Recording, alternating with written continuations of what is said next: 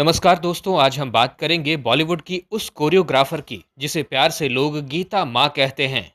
लेकिन दोस्तों, इनकी जिंदगी में ऐसा मसाला छुपा है जिसे सुनकर आप हैरान रह जाएंगे। जी हाँ, हम बात कर रहे हैं गीता कपूर की, जो 51 साल की उम्र में आज भी सिंगल हैं और अपने बिंदास अंदाज और खुलेपन से सबको चौंका देती हैं। लेकिन दोस्तों, आज की इस वीडियो में हम आपको गीता कपूर के ऐसे सच के बारे में बताएंगे, ऐसी काली करतूतों के बारे में बताएंगे जिनके बारे में आपने इससे पहले कभी नहीं सुना होगा। हाल ही में गीता कपूर ने अपने रिलेशंस और बच्चों को लेकर ऐसे बयान दिए हैं जिसे सुनकर आप चौंक जाएंगे। तो क्या है गीता कपूर का असली सच? कैसे एक मिडिल क्लास लड़की बॉलीवुड में एक टॉप की कोरियोग्राफर बन गई?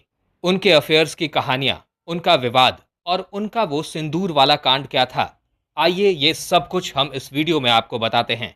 गीता कपूर ने अपने सपनों को पूरा करने के लिए दिन रात एक कर दिए। गीता कपूर जो बच्चों को टीवी पर गाइड करती दिखती हैं, उनकी पर्सनल लाइफ इतनी ज़्यादा रंगीन और ड्रामे से भरी है कि बॉलीवुड की फिल्मी कहानियों को भी फेल कर दें। गीता कपूर का जन्म 5 जुलाई 1973 को मुंबई, महाराष्ट्र में हुआ। उनके पिता महेंद्र नाथ कपूर और मां रानी कपूर एक साधारण मिड क्लास फैमिली से थे। गीता की एक बहन अनुराधा कपूर और एक भाई भी हैं। बचपन से ही गीता को डांस का बहुत शौक था। स्कूल के फंक्शंस में वो आग लगा देती थीं।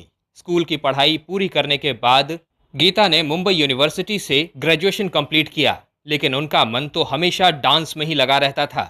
महज 15 साल की उम्र में इन्होंने फैसला कर लिया कि वो डांस को ही अपना करियर बनाएंगी और यहीं से शुरू हुआ इनका बॉलीवुड का सफर।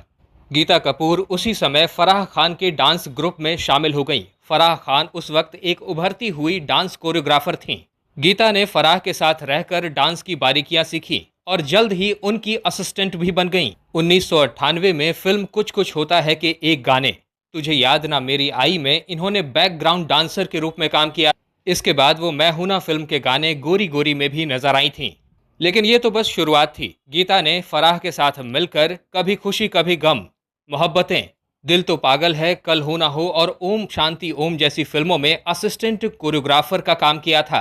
फराह को गीता कपूर अपनी दूसरी मां मानती हैं, क्योंकि ना सिर्फ इन्होंने इन्हें मौके दिए बल्कि इंडस्ट्री में टिके रहने के लिए भी काफी मेहनत की। साल 2000 में आई फिल्म फिजा से गीता कपूर ने इंडिपेंडेंट कोरियोग्राफर के तौर पर शुरुआत की। इसके बाद लगातार अशोका, साथिया, हे बेबी, थोड़ा प्यार थोड़ा मैजिक, अलाउद्दीन, 30 मार खान जैसे कई प्रोजेक्ट्स में इन्होंने अपनी कोरियोग्राफी का जादू दिखाया। गीता की ये खासियत थी कि वो क्लासिकल और मॉडर्न डांस को मिलाकर कुछ अनोखा सा पेश किया करती थीं। 2008 में गीता ने टीवी पर डेब्यू किया। ये एक रियलिटी शो था जिसका नाम था DID, डांस इंडिया डांस, जहां वो टेरेंस और रेमो डिसूजा के साथ जज बनकर दिखीं। इस शो में गीता ने अपना एक ग्रुप बनाया जिसका नाम गीता की गैंग कहा गया। इस शो में इनके प्यार और मेंटरशिप ने लोगों को इनका दीवाना बना दिया। यहाँ से इन्हें गीता माँ का टैग मिला। ये टैग इन्हें सरोज खान ने दिया था, क्योंकि गीता बच्चों को बड़े प्यार से समझाती थी और उन्हें काफ़ी ज़्यादा सपोर्ट भी करती थीं। इसके बाद तो गीता कई सारे डांसिंग रियलिटी शोज़ में जज के तौर पर दिखती ही चली गईं। इन रियलिटी शोज़ से पहले गीता माँ को इतने अच्छे से कोई नहीं जानता था, लेकिन इनका प्यार और इनका सपोर्ट इतना ज़्यादा अच्छा था कि लोग इनके फैन हो गए और आज के समय में उन्हें फिल्मों में कोरियोग्राफी करने से ज़्यादा टीवी रियलिटी शोज़ के जज के तौर पर जाना जाता है। गीता कपूर की प्रोफेशनल लाइफ जितनी ज़्यादा सक्सेसफुल दिखती है, उनकी पर्सनल लाइफ उतनी ही ज़्यादा चर्चा में रही है। आज 51 साल की उम्र में भी गीता ने शादी नहीं की। वो आज तक सिंगल हैं, लेकिन उनकी ज़िंदगी में रोमांस और ड्रामे की कोई कमी नहीं है। आइए एक एक करके इनके रोमांस और विवादों की कहानी सुनते हैं। साल 2004 में मैं हूं ना फिल्म की शूटिंग के दौरान इनका नाम एक एक्टर राजीव पंजाबी से जुड़ा था। राजीव ने इस फिल्म में पर्सी का रोल प्ले किया था। दोनों का रिलेशन करीब 1 साल चला, लेकिन फिर ये दोनों अलग हो गए। इस रिलेशन के टूटने की वजह यह थी कि गीता का हमेशा अपने करियर पर फोकस रहा। वो किसी को अपनी प्रायोरिटी नहीं बनाना चाहती थीं। गीता और फराह की दोस्ती से वो फराह खान के भाई साजिद खान के करीब भी आईं। साजिद की प्ले बॉय वाली इमेज के बावजूद भी इन दोनों का रिलेशन करीब 1.5 साल तक चला। कहा जाता है कि साजिद तो शादी करना चाहते थे, लेकिन गीता को उनके उस कमिटमेंट में वो बात नजर नहीं आई। गीता को लगता था कि साजिद अपने पार्टनर के साथ लॉयल नहीं रह सकते और इसी वजह से दोनों का ब्रेकअप हो गया। कुछ लोगों का कहना था कि गीता साजिद खान से बोर हो गई थी और इसीलिए उन्होंने उसे छोड़ दिया। इसके बाद डांस इंडिया डांस के सेट पर गीता और टेरेंस की जोड़ी ने खूब सुर्खियां बटोरी। दोनों की केमिस्ट्री इतनी ज्यादा गहरी थी कि गीता की मां चाहती थी कि वो टेरेंस से शादी कर लें। लेकिन एक इंटरव्यू में गीता ने यह बात कह दी कि टेरेंस हस्बैंड मटेरियल नहीं है और इस वजह से दोनों का रिलेशन ज्यादा लंबा नहीं चल सका। लेकिन दोनों की ऑन स्क्रीन केमिस्ट्री लोगों को आज भी पसंद है। गीता का नाम कोरियोग्राफर संदीप सोपारकर के साथ भी जोड़ा गया, जो पहले से शादीशुदा थे। इसके बाद गीता की दोस्ती रेहान मोहम्मद नाम के एक मॉडल से हुई और ये दोनों लगभग 6 महीने तक एक साथ रिलेशनशिप में भी रहे। लेकिन ये रिश्ता भी टूट गया। इसके बाद 2021 में गीता की कुछ तस्वीरें वायरल हुईं।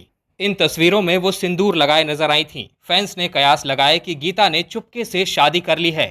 उस समय उनका नाम एक मॉडल और कोरियोग्राफर राजीव खिंची के साथ जोड़ा गया।